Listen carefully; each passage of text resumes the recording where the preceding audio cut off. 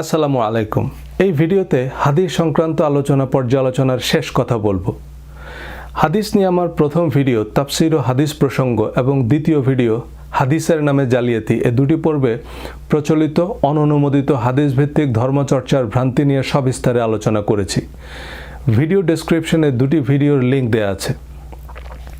এই ভিডিওতে কোরআনের বিপরীতে কথিত হাদিস পালনের ধর্মীয় সামাজিক বিপত্তি নিয়ে কথা বলবো।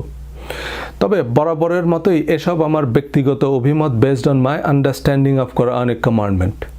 You should definitely follow whatever makes sense to you. Hey guys, Sajal here from New York.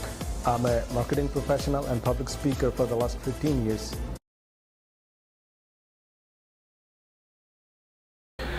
হাদিস বিষয়ে আলোচনায় আমি আমার দিক থেকে সর্বোচ্চ চেষ্টা করেছি সত্য অনুসন্ধানের, কারণ হাদিসের দুই দিকেই ধার। সংকলিত বা সংগৃহীত হাদিস অনুসরণ যদি কোরআনের কমান্ড হয় তবে তা অস্বীকার করা কুফরি। আর কোরআন যদি কোরআনের বাইরের কোনো কিছুকে অনুসরণের অনুমতি না দেয় তাহলে শরীয়তের বিধান হিসাবে এসব হাদিসের নিঃশর্ত অনুসরণ অবশ্যই শিরক বা কোরআনের সাথে অংশীদার করা। পক্ষে বিপক্ষে একই ধরনের রেফারেন্স বারবার উল্লেখ করে ভিডিও লম্বা করতে চাইনি। তবে আমি মনে করি আগের ভিডিওতে আমি যা তথ্য প্রমাণ দিয়েছি enough to make up my point. যারা সমর্থন জানিয়ে কমেন্ট করেছেন তাদেরকে ধন্যবাদ। ভিন্নমত করেছেন এমন দুজনের বক্তব্যে আমি কিছুটা যুক্তির জোর দেখেছি। যদিও এই প্রশ্নগুলো আমি কভার করেছি, তবে আমি ওনাদের ইমোশনটা বুঝতে পেরেছি।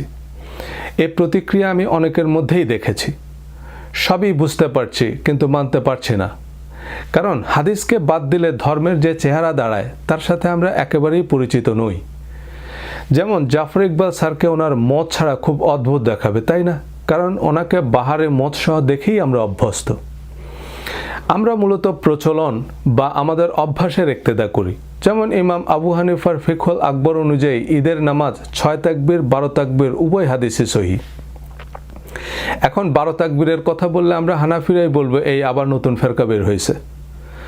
আসলে আমরা আমাদের পছন্দের বিখ্যাত জনপ্রিয় আলেম ওলামাদের মতামতকেই ধর্ম মেনে আসছি। কোরআন কি বলছে তা যাচাই করার প্রয়োজনও মনে করি না।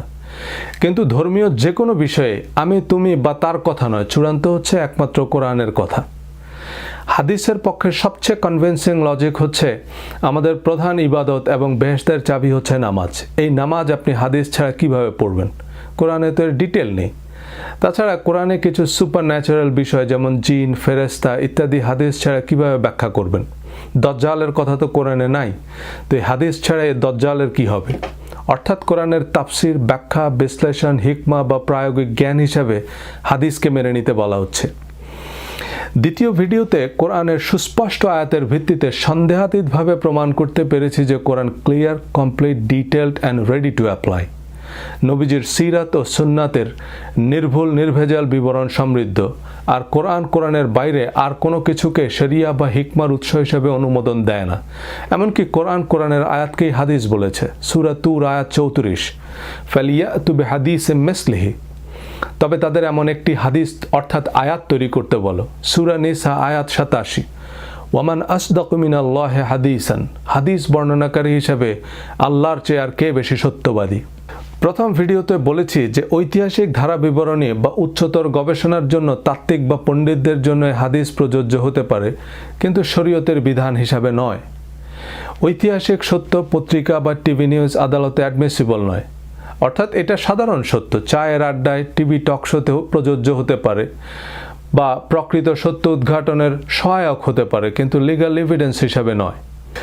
তারপরও হাদিস মানলে ক্ষতি কি? কোরআনের আরও পরিষ্কার ব্যাখ্যা পাওয়া যায়, দৈনন্দিন ইবাদত আমলগুলো আরও যথাযথভাবে করা যায়। ভালো তো ভালো না? এইসব যুক্তিতে আপনি ফাইনালি একমত হবেন।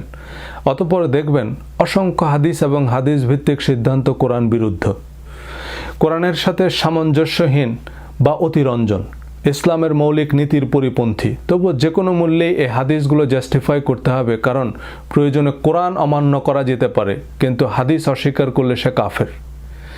আচ্ছা, নবীজি ময়লার স্তূপে দাঁড়িয়ে দাঁড়িয়ে পেশাব করেছেন। 5 বার অজুর পর শাহাদা পাঠ করলে তার জন্য বেহেশতের 8টি দরজা খুলে দেওয়া হবে। যে ব্যক্তির টাকনুর নিচে কাপড় ঝুলিয়ে পড়বে সে জাহান্নামী। দজ্জালের এক চোখ কানা, আরেক চোখ পচা আঙ্গুরের মতো, আর তার এক হাতে বেহেশত আরেক হাতে দোজক। এই সহিহ হাদিসগুলো কোরআনের কোন কোন আয়াতের তাফসীর বা হিকমা। সহিহ আল বুখারীর হাদিস, হুইএভার চেঞ্জেস হিজ রিলিজিয়ন ফ্রম ইসলাম কিল হিম, অর্থাৎ কেউ ইসলাম ধর্ম ত্যাগ করলে তাকে হত্যা করো। এবার এর বিপরীতে আল্লাহর হাদিস শুনুন, ওয়াকুলিল হাক্কু মির রাব্বিকুম ফামান শাআ ফালইউমিন ওয়ামান শাআ ফালইয়াকফুর, and say the truth is from your Lord, so whoever wills let him believe and whoever wills let him disbelieve. আল্লাহ নবীকে বলতে বলেছেন যে হে নবী, আপনি আপনার প্রভুর কাছ থেকে প্রাপ্ত সত্য বলুন, অতঃপর যার ইচ্ছা তাকে বিশ্বাস করতে দিন আর যার ইচ্ছা তাকে অবিশ্বাস করতে দিন। সূরা বাকারা আয়াত 256, লা ইকরাহা ফিদ্দিন, there shall be no compulsion in the religion, ধর্ম গ্রহণের বা পালনের ব্যাপারে কোনো ধরনের কোনো বাধ্যবাধকতা নেই, অর্থাৎ এর বিচার একমাত্র আল্লাহ করবেন, তিনিই বিচার দিনের অধিপতি। কিন্তু ইসলামী প্রজাতন্ত্র ইরানে, সৌদি আরবে ইসলাম ধর্ম ত্যাগ করার শাস্তি মৃত্যুদণ্ড, আবার স্বেচ্ছায় নামাজ ত্যাগ করলে সেটাও ইসলাম ত্যাগ করা। তাছাড়াও আরও অসংখ্য হাদিস আছে যেসবের ভিত্তিতে যে কাউকে কাফের ঘোষণা দিতে পারবেন, তা সে আজহারি, আব্বাসি, জাকির নায়েক যেই হোক। আবু সাঈদ খুদরিকে নবীজি এক শ্রেণীর ধর্মপ্রাণ নামাজিদের হত্যা করতে বলেছেন এবং যারা তাদের হত্যা করবে বিচারের মাঠে তারা পুরস্কৃত হবে। হাদিস বুখারী মুসলিম। শেখ আব্দুর রাজ্জাক বিন ইউসুফের মতে এই দল হচ্ছে টঙ্গীর দল, মানে তাবলিগ জামাত। ওনার মুখ থেকেই শুনুন। আবু সাঈদ খুদরি, আলী, শোনো, পূর্ব দিক থেকে কতগুলি লোক বের হবে, তারা এত বেশি সালাত আদায় করবে তোমাদের সালাত তাদের কাছে কিছুই না। আবু সাঈদ খুদরি, শোনো, তোমরা যদি তাদের পাও তাহলে তাদের হত্যা করো, এমন ভাবে হত্যা করবে আদ সামুদকে যেভাবে ধ্বংস করে দেওয়া হয়েছে, ধূলিসাৎ করে দেওয়া হয়েছে, আদ সামুদকে যেভাবে পৃথিবী থেকে একবারে সমূলে নষ্ট করা হয়েছে, এইভাবে তুমি তাদেরকে হত্যা করো। যারা হত্যা করতে পারবে বিচারের মাঠে তারাই সবচেয়ে বেশি নেকি পাবে। সম্মানিত দিনী ভাই বোন, একটু খেয়াল করেন, আমি আপনাকে বলতে পারছি না এই নামাজি সে নামাজি, তবে রাসূল সাল্লাল্লাহু আলাইহি ওয়াসাল্লাম বলেছেন এক শ্রেণীর নামাজিকে হত্যা করতে হবে। হাদিস বুখারী মুসলিম। এক শ্রেণীর সালাত আদায়কারীকে রাসূল সাল্লাল্লাহু আলাইহি ওয়াসাল্লাম হত্যা করতে বললেন, এই কথা ঠিক।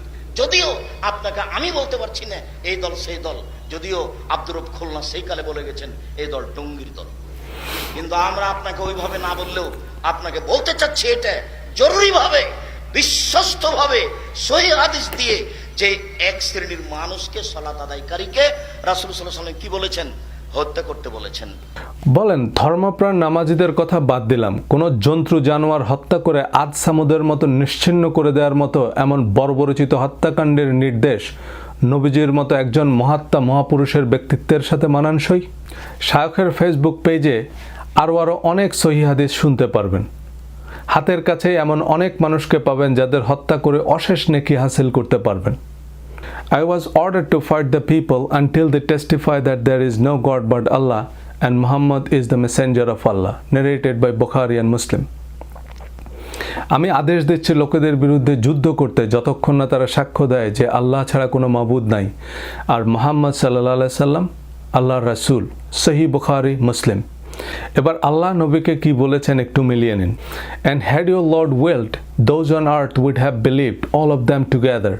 So, O Muhammad, will you then compel mankind until they become believers? আপনার প্রভু চাইলে পৃথিবীর সব মানুষ একসাথে ঈমান আনত। হে মুহাম্মদ, তারপরও কি আপনি মানব জাতিকে বাধ্য করবেন যতক্ষণ না তারা ঈমান আনে? সূরা বাকারা আয়াত 190। And fight the way of Allah those who fight you, but transgress not the limits. Truly Allah likes not the transgressors. আল্লাহর পথে যুদ্ধ করো তাদের সাথে যারা তোমাদের সাথে যুদ্ধ করে, কিন্তু সীমা লঙ্ঘন করো না। নিশ্চয়ই আল্লাহ সীমা লঙ্ঘনকারীদের পছন্দ করে না। সূরা ঘাশিয়া আয়াত 21-22। ফাযাক্কির ইন্নামা আনতা মুযাক্কির লাস্তা আলাইহিম বিমুসাইতির। So remind them, O Muhammad, you are only a reminder. You are not a dictator over them. সুতরাং হে মুহাম্মদ, আপনি তাদের স্মরণ করিয়ে দিন, আপনার কাজ স্মরণ করিয়ে দেয়, আপনি তাদের উপর ডিক্টেটর নন, মানে আপনি আপনার ইচ্ছা তাদের উপর চাপিয়ে দিতে পারেন না। The hadiths that allow the killing of the person who curses and the insult the Prophet sallallahu alaihi wasallam. One of them is narrated by Bukhari and Muslim, another by Abu Dawud, another by Ibn Hisham. Now let's see what Quran says. কোরআনে আল্লাহ স্বয়ং নিজের অবমাননার জন্য কাউকে কোনো ধরনের শাস্তি দেওয়ার অনুমতি দেননি। Chapter 6 verse 108, and do not insult those who invoke other than Allah, lest they insult Allah in enmity without knowledge. যারা আল্লাহ ছাড়া অন্য কারো উপাসনা করে তাদের অবমাননাকর কিছু বলবে না, পাছে তারা না জেনে শত্রুতাবশত আল্লাহর অবমাননা করে। Chapter 15 verse 85, so O Muhammad, overlook their faults with gracious forgiveness. Chapter 43 verse 89, so O Muhammad, turn away from them and say salam or peace. পবিত্র কোরআনে আল্লাহ বলছেন, chapter 60 verse 8, Allah does not forbid you from those who do not fight you because of religion and do not expel you from your homes, from being righteous towards them and acting justly toward them. Indeed, Allah loves those who act justly. যারা ধর্ম বিশ্বাসের কারণে তোমাদের উপর আক্রমণ করে না এবং তোমাদের ঘর বাড়ি থেকে উচ্ছেদ করে না, তাদের সাথে উত্তম এবং ন্যায়সঙ্গত আচরণ করতে আল্লাহ তোমাদের বারণ করে না। নিশ্চয়ই আল্লাহ উত্তম আচরণকারীদের ভালোবাসেন। এবার হযরত আবু হুরায়রার বরাত দিয়ে ইমাম মুসলিমের তাফসীর শুনেন।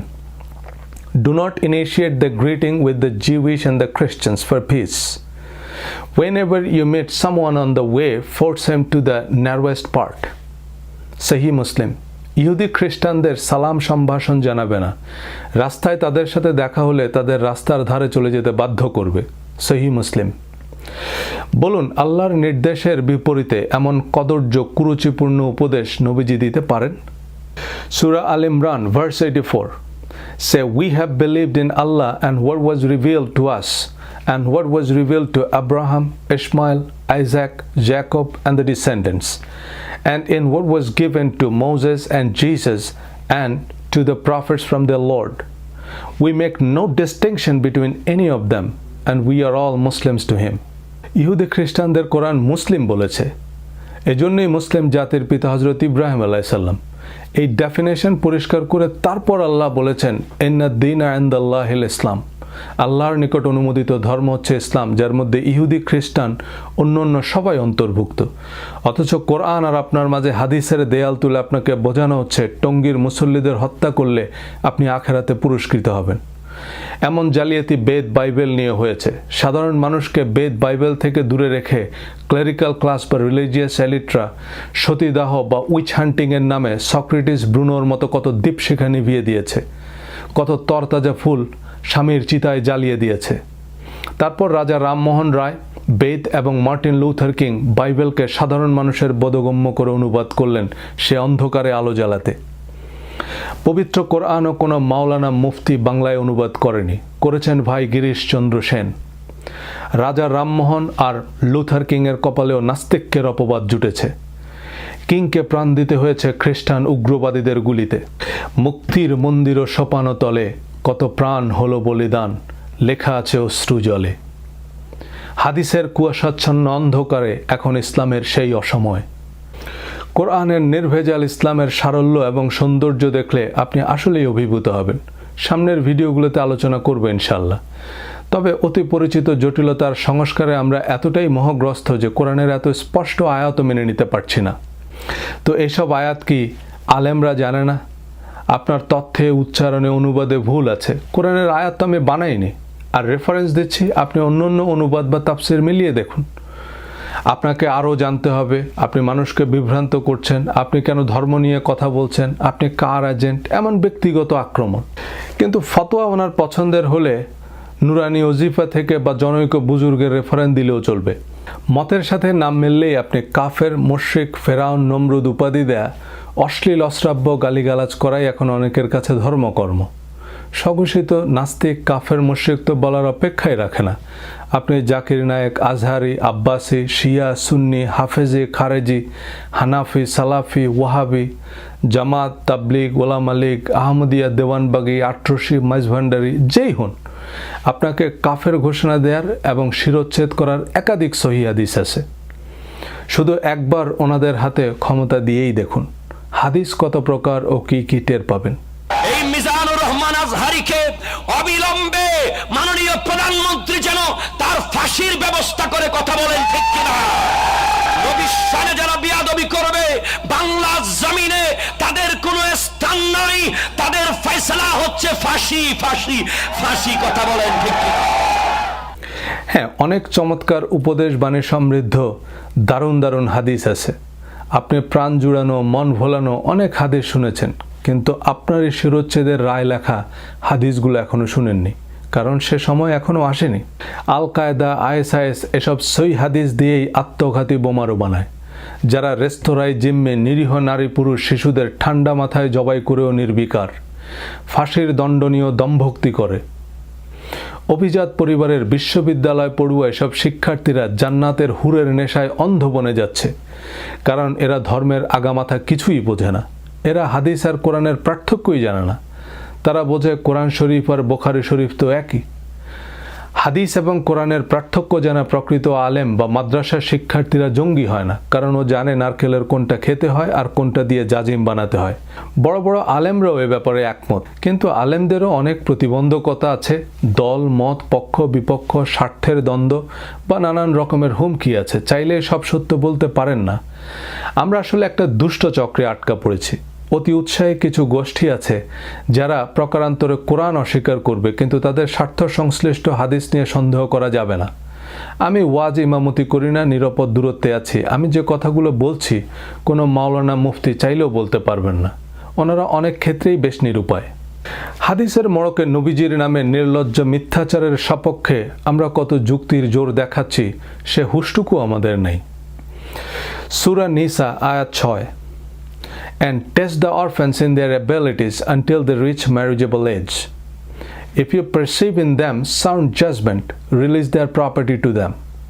এবং তোমরা এতিমের সামর্থ্য পরীক্ষা করো যতক্ষণ না তারা বিবাহের বয়সপ্রাপ্ত হয়। যদি তোমরা তাদের মধ্যে কিছু বিচার বিবেচনা বোধ লক্ষ্য করো, তবে তাদের সম্পত্তি তাদের নিকট হস্তান্তর করো। এই আয়াত অনুযায়ী ম্যারেজেবল এজ হচ্ছে সাউন্ড জাজমেন্ট তৈরি হওয়ার পরে। আমেরিকায় 12 বছর পর্যন্ত বাচ্চাদের হাত ধরে স্কুলে দিয়ে আসতে হবে এবং নিয়ে আসতে হবে। সার্বক্ষণিক বয়স্ক কাউকে সাথে থাকতে হবে, নইলে বাবা মাকে জেলে যেতে হবে, কারণ 12 বছরের আগ পর্যন্ত তার মিনিমাম জাজমেন্ট তৈরি হয় না। আর বিয়ের মতো জীবনের এত গুরুত্বপূর্ণ সিদ্ধান্ত নেয়ার বয়স তারও পরে।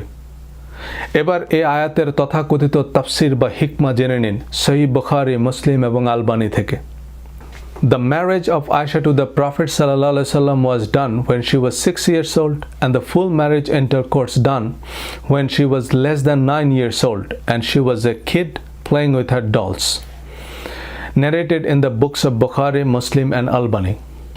অর্থাৎ নবীজি হজরত আয়েশাকে 6 বছর বয়সে বিয়ে করেছেন এবং 8.5 থেকে 9 বছর বয়সে তার সাথে সেক্স করেছেন, যখন হজরত আয়েশা তার পুতুল নিয়ে খেলতেন। বলেন, কোরআনের সীমানা পেরিয়ে এমন অবিবেচকর কাজ নবীজির মতো একজন মহাপুরুষের ব্যক্তিত্বের সাথে মানানসই? আমার ছেলের বয়স 8 বছর, ও এখনও ছেলে আর মেয়ের কি পার্থক্য এটাই তো বোঝে না। আপনাদের অনেকেরই 6 বছর বয়সী মেয়ে, ভাগ্নি বা ভাতিজি আছে। নবীজির মতো একজন প্রজ্ঞাবান মহাপুরুষ এমন অবিবেচকের কাজ করতে পারে, এটা আমাদের বিশ্বাস করতেই হবে, কিন্তু না করে উপায় কি? সহিহ হাদিস অবিশ্বাস করলে সে কাফের, এটাও সহিহ হাদিস। আর কাফেরের শাস্তি মৃত্যুদণ্ড, এ হাদিসও সহিহ। আবার আল ওয়ালামা ও খলাফাউল আম্বিয়া, আলেমরা নবীদের উত্তরসূরি, এ কথিত হাদিস ও তিরমিজি, আবু দাউদ, নাসাই, ইবনে মাজা অন্যান্য হাদিস গ্রন্থের অন্তর্ভুক্ত। তাই মুফতি, মাওলানা, শায়খ বা আল্লামা খেতাব থাকলে হাদিসও লাগবে না, যা বলবেন তাই শরিয়া। সূরা দোহায় আল্লাহ বলছেন, তিনি কি আপনাকে এতিম রূপে পাননি? অতঃপর তিনি আশ্রয় দিয়েছেন।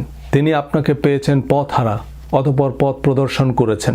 তিনি আপনাকে পেয়েছেন নিঃস্ব, অতঃপর অভাব মুক্ত করেছেন। নবীজি এতিম, পথহারা, নিঃস্ব ছিলেন। নবীজির পুরো জীবনের ধারা বিবরণী তো কোরআনেই আছে। কিন্তু হজরত আয়েশার সাথে 6 বছর বয়সে বিবাহ আর 9 বছর বয়সে সেক্স, এটা কোরআনের কোন আয়াতের হিকমা বা তাফসির? এমন অনেক হাদিসের বদৌলতে অনেকে 6 বছর বয়সী শিশুর পানি গ্রহণ করতে পারবেন, প্রতিপক্ষকে আজ সামুদের মতো নিশ্চিহ্ন করে দিতে পারবেন, রাজনৈতিক অর্থনৈতিক প্রতিপক্ষকে ঘায়েল করতে পারবেন। তাতে হোক না নবীজির একটু অবমাননা। তসলিমা নাসরিনদের ব্যঙ্গ বিদ্রুপের মুখে আপনাকে হয় চুপ থাকতে হবে, অথবা শিরোচ্ছেদের অন্য হাদিস প্রয়োগ করতে হবে, কিন্তু বলতে পারবেন না যে এসব man made, he said, she said, collected হাদিস। We don't have to believe this as it is. বিয়ের সময় হজরত আয়েশার বয়স 6 বছর ছিল না 26 বছর ছিল আমরা জানি না, কারণ তা কোরআন আমাদের বলেনি। সুতরাং এটা আমাদের আলোচনার বিষয়ও নয়। মাঙ্কি ট্র্যাপ সম্পর্কে আপনারা অনেকেই হয়তো জানেন। বানর খালি হাত ঢুকাতে পারে এমন ছোট হোলওয়ালা একটা বাক্সে কিছু বাদাম রেখে দেয় শিকারীরা। বানর হাত ঢুকিয়ে বাদাম নেয়ার পর আর মুষ্টিবদ্ধ হাত বের করতে পারে না। বলবেন বাদাম ছেড়ে দিলেই তো হয়, কিন্তু বানর বাদাম ছাড়ে না, কারণ এই বুদ্ধিখানা বানরের নাই। নবীর নামে ফেসবুকে আপত্তিকর কিছু লিখলে আমাদের রক্ত টকবক করে ওঠে, কিন্তু হাদিসের নামে যারা নবীকে নিষ্ঠুর, অবিবেচক, ডিক্টেটর হিসেবে উপস্থাপন করছে তাদের রাহেমাহুল্লাহ বলি। এসব হাদিসে তসলিম নাসরিন সালমান রুশদির তুরুপের তাস। কথিত এসব হাদিসের বর্ণনা কি কোরআনের সাথে সঙ্গতিপূর্ণ, শালীন, যৌক্তিক বা নবীজির ব্যক্তিত্বের সাথে মানানসই? হাদিসের সর্বমোট সংখ্যা প্রায় 35 লাখ, আর প্রতিটা হাদিসের তাকরার অর্থাৎ হাদিসের তাফসির ও ইতিহাস জানতে হবে। কোরআনের একটা আয়াত মানে লা রাইবা ফিহ, কিন্তু হাদিসের সাথে সংগ্রহকারী ইমামের প্রোফাইল জানতে হবে, যে উনি কি আওয়ামী লীগ, বিএনপি, জামাতে ইসলাম, হুমো এরশাদ, তাবলিগ জামাত না ভ্যাটিকানের এজেন্ট। তারপর বর্ণনাকারী সাহাবীর প্রোফাইল জানতে হবে, যে উনি কি শিয়া, সুন্নি, কুর্দি, খারেজি, ইয়াজিদি, মহাজের, আনসার না মুনাফিক। এরপর ইমাম হাম্বল আর সেই সাহাবীর মাঝখানে যে 3 জন আছে যারা একজন আরেকজনের কাছ থেকে শুনছে তাদের পরিচয় জানতে হবে, এবং ইমাম হাম্বল থেকে আমাদের কাছে যাদের মাধ্যমে পৌঁছেছে, ইমাম শাফি থেকে আল্লামা শফি, সবার উদ্দেশ্য বিধেয় বুঝতে হবে। আপনি 500 বছর হায়াত পাইলেও এসব হাদিসের কোনো কুল কিনারা করতে পারবেন না। তাহলে উপায়? ফ্যান ফলোয়ার বেশি এমন শাইখুল হাদিস বা মুফতিরা যে হাদিসকে সহি বলবে সেটাই সহি। ইব্রাহিম হুজুর সহি বলতেছে যেটাকে আবু হানিফা বা হানাফি আলেমরা সহি বলছে। আব্দুর রাজ্জাক বিন ইউসুফ আবার সেটাকে জাল বলতেছে, কারণ নাসিরউদ্দিন আলবানী সেটাকে জাল বলছে। সো চলিতেছে সার্কাস। মুক্তিযুদ্ধের যে ইতিহাস এখন আওয়ামী লীগ শোনাচ্ছে, কখনো জামাতে ইসলাম ক্ষমতায় আসলে আবার উল্টে ইতিহাস শুনবেন। মাওলানা ভাসানী, কর্নেল তাহের জাতির অনেক সূর্য সন্তানকে আজকের প্রজন্ম চিনে না, কারণ আজকের রাজনীতিতে তাদের প্রয়োজন ফুরিয়েছে। 300 বছর পর আওয়ামী লীগ, বিএনপি, জামাত কেউই থাকবে না, ইতিহাস থাকবে, কিন্তু সেই ইতিহাসের কোন লাইন কে কী কারণে লিখেছে তা বোঝার সাধ্যকার। এমনই শিয়া, সুন্নি, কুর্দি, তুর্কি, ইংরেজ, ওলন্দাজ, ফরাসি যারাই যখন ক্ষমতায় ছিল যার যার সুবিধা মাফিক হাদিস পয়দা করেছে। সেসব শাসক সাম্রাজ্য নাই, কিন্তু হাদিস আছে। একমাত্র ওহির জ্ঞান ছাড়া 1400 বছর আগের নির্ভুল সত্য জানা বা বিশ্বাস করা কিভাবে সম্ভব? এনিওয়ে, আমি ঢাকা আলিয়া মাদ্রাসায় পড়েছি। এই আলিয়া মাদ্রাসা ব্রিটিশরা প্রতিষ্ঠা করেছে, এবং পুরো ব্রিটিশ শাসন আমলে আলিয়া মাদ্রাসার সব অধ্যক্ষরা ছিল খ্রিস্টান পাদ্রী। শুধু আলিয়া মাদ্রাসাই না, মাদ্রাসা বোর্ড, মাদ্রাসার সিলেবাস, পাঠ্য বই ছাপানো সব কিছুই ছিল ব্রিটিশ কর্তৃপক্ষের নিয়ন্ত্রণে। পুরো মুসলিম জাহান একসময় ব্রিটিশ সাম্রাজ্যের প্রত্যক্ষ পরোক্ষ উপনিবেশ ছিল। আল আজহার সহ সব বড় বড় ইসলামী ইউনিভার্সিটির পাঠ্যক্রম তখন ব্রিটিশরা নিয়ন্ত্রণ করত। এ সময় ইসলাম ধর্মকে পলিউট করা হয়। মুসলমানদের বিভ্রান্ত, বিভক্ত করার জন্য দাড়ি, টুপি, হিজাব, নেকাব, হাস্যকর, অযৌক্তিক কিচ্ছা কাহিনী, দোয়া, তাবিজ, তসবিহ নির্ভর ধর্মের নামে মুসলমানদের কোরআনের মহাসড়ক থেকে ডেড এন্ড এক্সিট দেখিয়ে দেওয়া হয়। মুসলমানদের শিল্প, সাহিত্য, সংস্কৃতি, ব্যাংকিং, বিজনেস, জ্ঞান বিজ্ঞানের প্রতিযোগিতা থেকে সরিয়ে রাখতে সব ব্যবস্থাই করা হয়। জাগতিক সব কিছুই হারাম। একসময় খ্রিস্টানদের ভাষা ইংরেজি শেখা, দুনিয়াবি পড়াশোনাকেও হারাম বলা হয়েছে। টিভি, ইন্টারনেট, ফেসবুক, ইউটিউব কিছুদিন আগেও হারাম ছিল। মাইন্ড ম্যানেজমেন্ট সিরিজের একটি ভিডিওতে আলোচনা করব কিভাবে ব্রিটিশ উপনিবেশিক কারিকুলামের মাধ্যমে আমাদের ব্রেনকে কলোনিয়ালাইজড করা হয়েছে। কিন্তু শাসক আসে, শাসক যায়। সাম্রাজ্যের উত্থান পতন ভাঙাগড়ায় কোরআনের একটা আয়াত না কেউ মুছে ফেলতে পেরেছে, না নতুন আয়াত সংযোজন করতে পেরেছে। কারণ সারা পৃথিবীতে লক্ষ লক্ষ হাফেজ আছে কোরআনের। হাদিসের কয়জন হাফেজ আছে? আপনি না হয় 5000, 50,000 হাদিস মুখস্থ করবেন, কিন্তু হাদিস তো 35 লাখ বা তারও বেশি। এর তো কোনো শেষ নাই। ধরেন আমি একটা হাদিস গ্রন্থ লিখব, তো বুখারী, মুসলিম, তিরমিজি এসব হাদিস গ্রন্থের যেহেতু কপিরাইট এক্সপায়ার্ড, সো আমি জাস্ট মশহুর বা সহি 1050 হাদিস কপি পেস্ট করে নাম দিয়ে দিলাম মুসনাদ ইমাম সজল রোশন নিউ ইয়র্কি রহমতুল্লাহ আলাইহি। আর ভূমিকায় লিখে দিলাম যে আমি আওলাদে রাসূল বা সাহাবীদের বংশধরদের কাছ থেকে বহু কষ্টে পেটে পাথর বেঁধে এসব হাদিস সংগ্রহ করেছি। এর মধ্যে আমার নিজের কিছু মন গড়া মডার্ন হাদিস ঢুকিয়ে দিলাম, যাতে ডোনাল্ড ট্রাম্প সম্পর্কে নবীজির ভবিষ্যৎবাণী বা অ্যান্টার্কটিক মহাদেশের রূপকথা জুড়ে দিলাম। ভালো মার্কেটিংয়ের কল্যাণে একসময় বড় বড় শাইখুল হাদিসরা সহিহ সজল শরীফের উদ্ধৃতি দিয়ে হাদিস বর্ণনা করবে। অল্প যে কয়টা আমার বানানো হাদিস আছে সেগুলো সহিহ হয়ে যাবে। আপনি কিভাবে বুঝবেন কোনটা সহিহ কোনটা জাল? বেশিরভাগ হাদিস গ্রন্থই আপাত দৃষ্টিতে কপি পেস্ট। একই হাদিস ভিন্ন ভিন্ন রাবির নামে শুধু বুখারী শরীফেই আছে 500 বার। আবার বুখারী শরীফের বেশিরভাগ হাদিস হুবহু মুসলিম, তিরমিজি, মিশকাত, আবু দাউদ, মুয়াত্তা মালিক অন্য সব হাদিস গ্রন্থে আছে। যে হাদিস যত বেশি কপি পেস্ট বা ভাইরাল সেটা তত সহিহ, কারণ এতগুলো মানুষের কথা তো আর মিথ্যা হতে পারে না। এখনও ফেসবুকে পেঁয়াজ রসুন নিয়ে যার যা খুশি লিখে নিচে হজরত মুহাম্মদ সাল্লাল্লাহু আলাইহি সাল্লাম বা সুনান আবু দাউদ লিখে দিলেন, বাস হাদিস হয়ে গেল। পুরনো জুতা জামার ছবি দিয়ে নবীজির জুতা মোবারক ক্যাপশন দিয়ে দিলেন, ব্যাস সে আর সুবহানাল্লাহ কমেন্ট করার লোকের অভাব হবে না। এমন তেলাপোকার মতো সর্বভোগ জাতিকে যে যার মতো ব্যবহার করতে পারবে। হাদিস কোরআনের তাফসির, তো হাদিসের তাফসির করবে কে? এই 7 সমুদ্র সেচে মণিমুক্ত এনে দিবে কে? কোনো কামেল পীরের মুরিদ হতে হবে? এভাবেই ঘোড়ায় চড়িয়া মর্দ হাঁটিয়া চলিল। ছিলের পিছনে দৌড়াবে, কিন্তু কোরআন পড়িয়া দেখিবে না যে সোজা সাপটা কি লেখা আছে। কোরআনের মিস্ট্রি ডিকোড করবে হাদিস, তো হাদিসের মিস্ট্রি ডিকোড করবে কে? কুইনাইন জ্বর সারাবে, তো কুইনাইন সারাবে কে? কোরআন কি প্রস্তর যুগের শিলালিপিতে নাজিল হয়েছে নাকি প্রাচীন মিশরীয় হায়ারোগ্লিফিক ল্যাঙ্গুয়েজে নাজিল হয়েছে? সমৃদ্ধ আন্তর্জাতিক ভাষায় নাজিল হয়েছে। কোরআন হাদিস দুটোই তো আরবি। আপনি কোরআন না বুঝলে হাদিস তো আরও বুঝবেন না। কোরআন সোজা বাংলায় পড়েন, ইংরেজি, বাংলা অনেক ভালো ভালো অনুবাদ আছে কোরআনের। কেউ একজন সুর করে তেলাওয়াত করে নিজের মতো তর্জমা বা তাফসির করলো, সেটাই শেষ কথা নয়।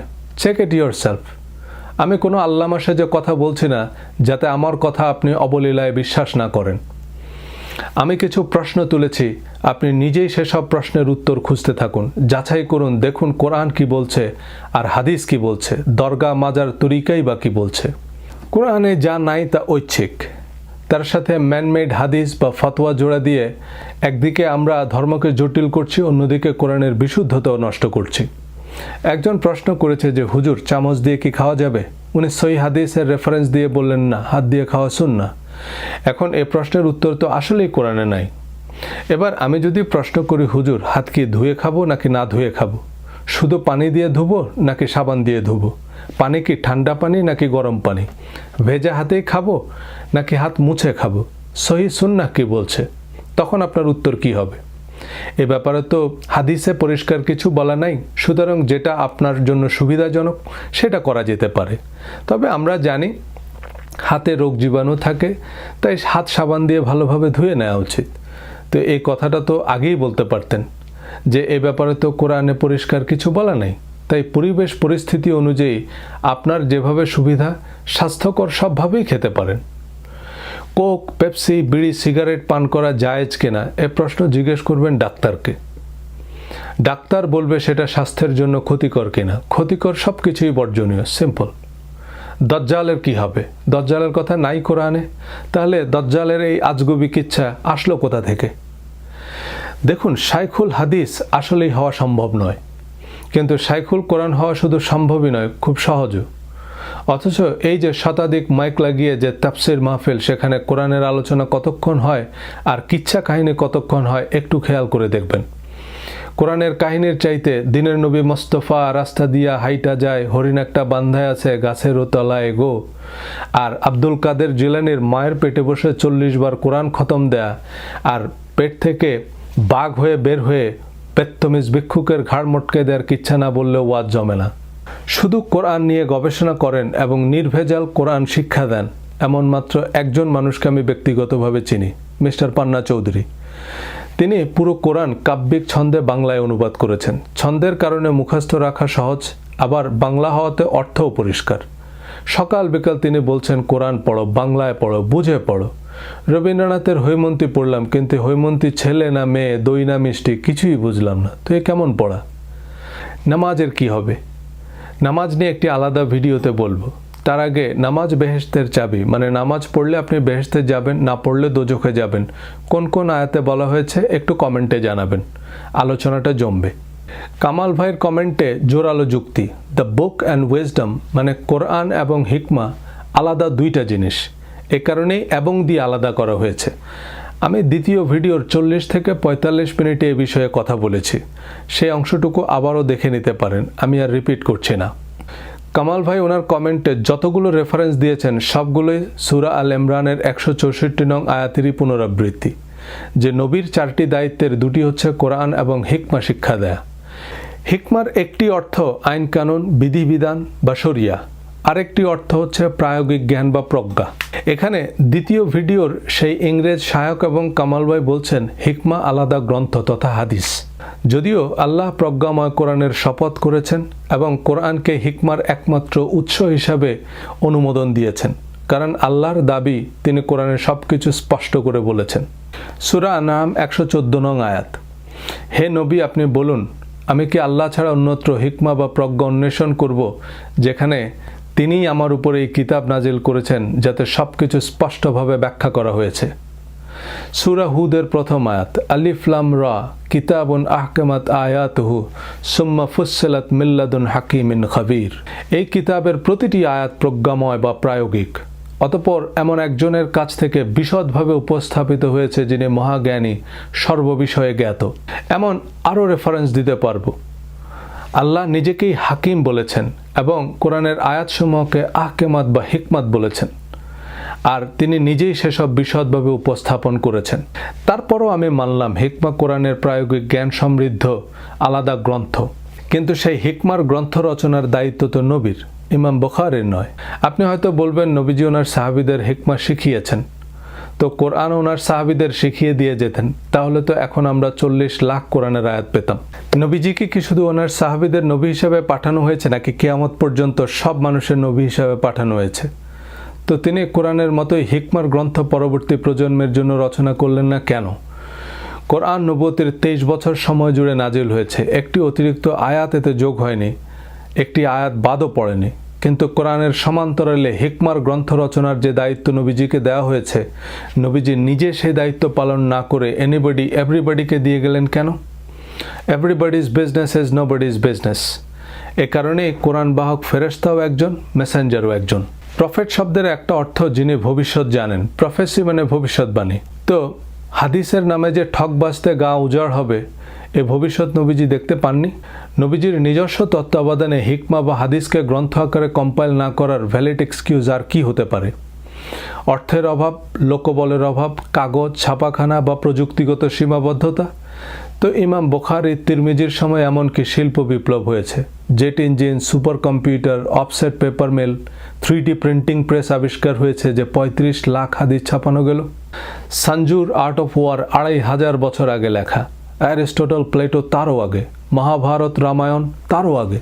সুতরাং কাগজের বিকল্প অবশ্যই ছিল, এখনকার মতো সহজলভ্য ছিল না, তাই এখনকার মতো অপচয় হতো না। দুষ্প্রাপ্য বিকল্প সে কাগজের উপর কালজয়ী কথাই লেখা হতো। হিকমার অর্থ যদি হাদিস হয়, তবে সে হাদিস বা আত্মজীবনী নবীজিই লিখতেন। ম্যান্ডেলার আত্মজীবনী ম্যান্ডেলাই লিখেছে, তার সঙ্গী সাথীদের কাছ থেকে সংগৃহীত বা বর্ণিত নয়। পিকাসোর ছবি পিকাসো এঁকেছে, নাকি অন্য কাউকে দিয়ে আঁকিয়ে নিজের নামে চালিয়ে দিয়েছেন? কিন্তু নবীজির কথা এত ভায়া মিডিয়া, এত দেশ দুনিয়া ঘুরে আসতে হবে কেন? কিন্তু সব কথার পরও জাফর ইকবাল স্যারের মোচ কাটা সম্ভব নয়। উনি কাটলেও এই মোচবিহীন জাফর ইকবালকে কি জাতি মেনে নিবে? আমার শিক্ষক ওস্তাদদের মধ্যে অনেক নামজাদা মুহাদ্দিস আছেন, তারা হয়তো চীনা ব্যাত নিয়ে আমাকে খুঁজতেছে, কিন্তু আমার সবচেয়ে বড় পীর তো আমার মা। আমার নামের সাথে যে রোশন, এই রোশন আমার মায়ের নাম। এনিওয়ে, আমার মায়ের একান্ত ইচ্ছাতেই আমি মাদ্রাসায় পড়েছি, যাতে আমি তাকে কিছু ধর্মকর্ম শেখাতে পারি। কিন্তু আমার মা সারাদিন যা ধর্মকর্ম করে, আমার হুজুররাও বলবে এগুলো ঠিক না। নেয়ামুল কোরআন, মুকসুদুল মোমেনিন, সহি নুরানি, ওজিফা, 12 সান্দের দোয়া, পঞ্জিকা, সোলেমানি দোয়া পড়তে পড়তে সব তেনা তেনা। তবে মূল কোরআনও পড়ে, কিন্তু বাকিগুলোতে যে ভেজাল আছে এসব বললেও কোনো লাভ হবে না, কারণ এসব দোয়া পড়ে উপকার পেয়েছে। এসব দোয়ার বদৌলতে ছেলে মেয়েদের ভালো চাকরি হয়েছে, ভালো বিয়ে শাদী হয়েছে, কিন্তু মায়ের দোয়া যে বিনা নোটিশে কবুল হয়, এটা তাকে কে বোঝাবে? এত বড় বড় মুহাদ্দিস, শাইখুল হাদিস, ইসলামী বিশ্ববিদ্যালয়ের অধ্যাপকরা কি কম জানেন? এই জাতীয় কমেন্ট করে আমাকে লজ্জায় ফেলবেন না। বেনারস হিন্দু ইউনিভার্সিটি সহ সারা বিশ্বে শত শত হিন্দু ইউনিভার্সিটি, খ্রিস্টান ইউনিভার্সিটি, জিউইশ, বুদ্ধিস্ট ইউনিভার্সিটি আছে। আর হার্ভার্ড, অক্সফোর্ড সহ সব ইউনিভার্সিটিতে হিন্দুইজম, খ্রিস্টিয়ানিটি, বুদ্ধিজম পড়ানো হয়। সেখানেও রামায়ণ, মহাভারত, ত্রিপিটক, বাইবেল, গীতার শত সহস্র প্রফেসর আছেন। মদিনা ইউনিভার্সিটি বা আল আজহারের পিএইচডি সত্যতার মানদণ্ড নয়। একজন মুসলিম হিসাবে কোরআন আমার অব্লিগেটরি বিলিফ। কোরআনই আমার কাছে একমাত্র কোষ্ঠী পাথর। আর এই কোরআন বলছে কোরআন সম্পূর্ণ, পরিপূর্ণ এবং শতভাগ প্রায়োগিক। কোরআন আমাদের প্রশ্ন ছুড়ে দিয়েছে, ওয়ামান আসদাকু মিনাল্লাহি হাদিসান। হাদিস বর্ণনাকারী হিসাবে আল্লাহর চেয়ে আর কে বেশি সত্যবাদী? And my answer is nobody. Thank you for your time.